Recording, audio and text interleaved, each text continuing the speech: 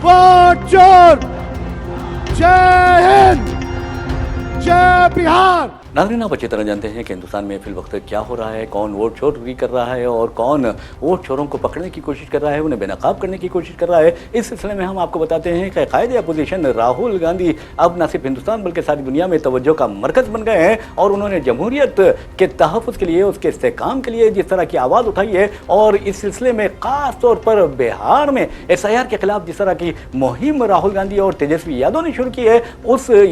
मुहिम ने BJP को परेशान करके रख दिया है। वज़ीर-ए-आज़म नरेंद्र मोदी और अमित शाह की नींद हराम हो गई है। लेकिन राहुल गांधी क्या कह रहे हैं, क्यों कह रहे हैं, किस लिए कह रहे हैं, ये सोचना बहुत ज़रूरी है, क्योंकि राहुल गांधी ने ऐलान कर दिया है कि वो वोट चोरों के खिलाफ उठ खड़े हुए हैं और उठ खड़े रहेंगे और उसके खिलाफ ज़बरदस्त मुहिम चलाएंगे और आवाम के जरिए उन्हें एक इबरतनाक सबक सिखाएंगे। राहुल गांधी ने यह इल्ज़ाम आयद किया है कि इलेक्शन कमीशन और BJP के दरमियान साठ गांठ है, यानी साज़बाज़ है और वो इलेक्शन कमीशन BJP के इशारों पर काम कर रहा है, वोट चोरी में मुलविस है। लेकिन आपने देखा कि किस तरह chief election commissioner Gyanesh Kumar ने प्रेस कॉन्फ्रेंस से खिताब किया और ऐसा लग रहा था कि वो किसी चीफ इलेक्शन कमिश्नर की प्रेस कॉन्फ्रेंस नहीं बल्कि किसी BJP लीडर की प्रेस कॉन्फ्रेंस है और उनका लबो लहजा ये बता रहा था कि वो इलेक्शन कमिश्नर नहीं बल्कि BJP के कोई अहम लीडर हैं। तो मेरा नाज़रीन, अब बिहार में जिस तरह राहुल गांधी ने एक मुहिम शुरू की है वोट अधिकार, उससे ये पता चलता है कि राहुल गांधी लोगों के वोट अधिकार को यानी वोट देने के हक को लेकर बहुत संजीदा है। वो चाहते हैं कि कोई भी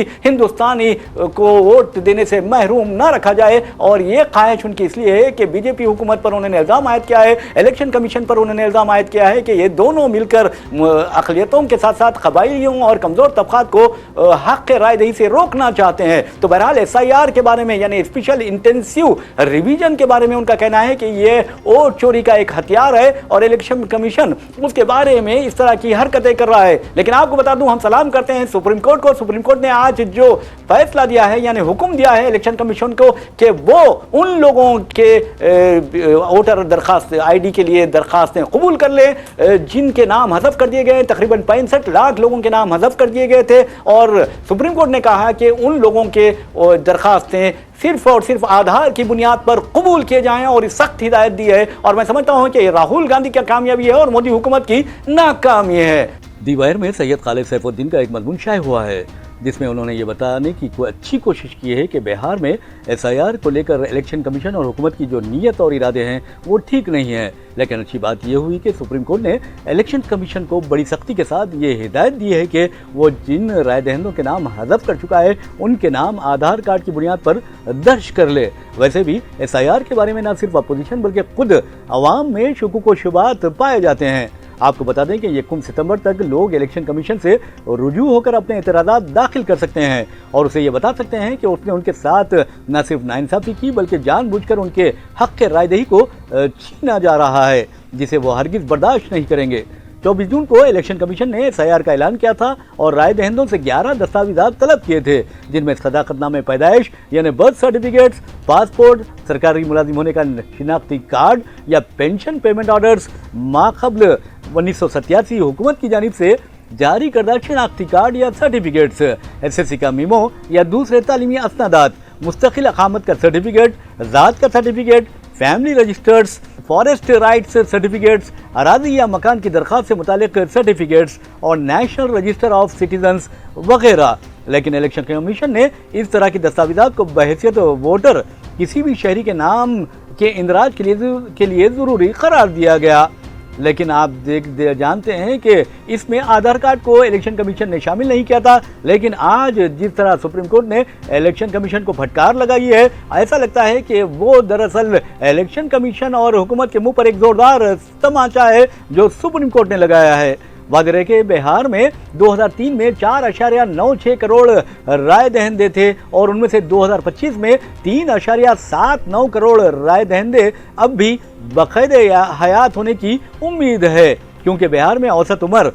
69 ईयर्स है और तकरीबन 1.17 करोड़ मौजूदा राय दहिंदे 2025 से 70 साल कबल पैदा हुए। जून 2025 में बिहार के राय दहिंदों की तादाद 7.89 करोड़ थी, जिसमें से अगर 3.79 करोड़ राय दहिंदों को निकाला जाता है तो अब 4.1 करोड़ राय दहिंदों से मुकामी पैदाइश के बारे में सबूत पेश करने के लिए कहा जाएगा। इन ग्रुपों के लिए यानी 1986 था 2007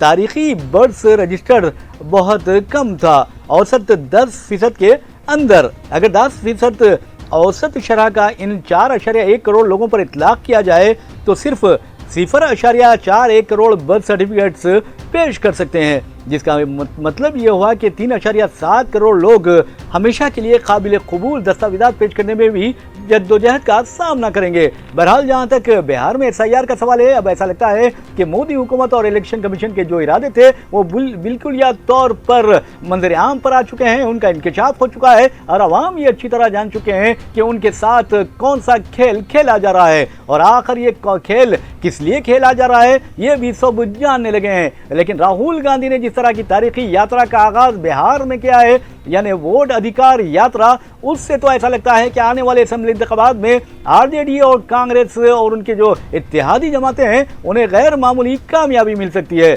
लेकिन जहां तक कामयाबी का सवाल है, अब राहुल गांधी ने ऐलान कर दिया है कि इलेक्शन कमीशन जिस अंदाज में वोट चोरी कर रहा है वो उसे हर हाल में बेनकाब करके रहेंगे और उसने बीजेपी के साथ यानी बीजेपी हुकूमत के साथ जिस तरह का साजबाज किया है उसे भी बेनकाब करके लोगों के सामने ला कर रख देंगे। तो बहरहाल नाज़रीन, आप अच्छी तरह जानते हैं कि मोदी हुकूमत फिल वक्त परेशान है राहुल गांधी और तेजस्वी यादव की यात्रा को लेकर, और अब देखना यह है कि बिहार में वो कौन सा खेल खेलती है। लेकिन मोदी हुकूमत के बारे में हमेशा ये कहा जाता है कि मोदी हुकूमत ने हमेशा अवाम की तवज्जो हटाने के लिए गैर जरूरी मसाइल उठाए, और आपने देखा कि एक तरफ राहुल गांधी वोट अधिकार यात्रा निकाले हैं तो दूसरी तरफ बीजेपी की हुकूमत ने यानी उसके वजीर दाखिला अमित शाह ने पार्लियामेंट में 3 बिल्स पेश किए हैं, जिसके तहत वजीर आजम हो या फिर प्राइम चीफ मिनिस्टर्स हो या फिर मरकजी और रियासती वज़रा हो, उन तमाम को इस बुनियाद पर सजा दी जा सकती है या उन्हें उनके ओहदे से बरतरफ किया जा सकता है, उनके फराइज को कालादम करार दिया जा सकता है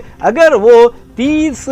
दिन से ज़ायद जेल में गुजारते हैं। तो बहरहाल वज़ीर आज़म नरेंद्र मोदी ने इस बिल की तायीद और हिमायत की है और कहा कि अपोजिशन जमातें इससे क्यों डर रही हैं, लेकिन उन्हें डर है और ख़ास तौर पर वज़ीर आज़म नरेंद्र मोदी को, बीजेपी को, RSS को ये डर लायक है, ये खौफ लायक है कि राहुल गांधी की मकबूलियत बड़ी तेज़ी से बढ़ रही है और राहुल गांधी मोदी हुकूमत को और इलेक्शन कमीशन को बेनकाब कर रहे हैं। इसी तरह के वीडियोस लेकर हम आपके सामने हाजिर रहेंगे। अपने मेहरबान मोहम्मद रियाज अहमद को इजाज़त दीजिए, इंशाल्लाह फिर मिलेंगे।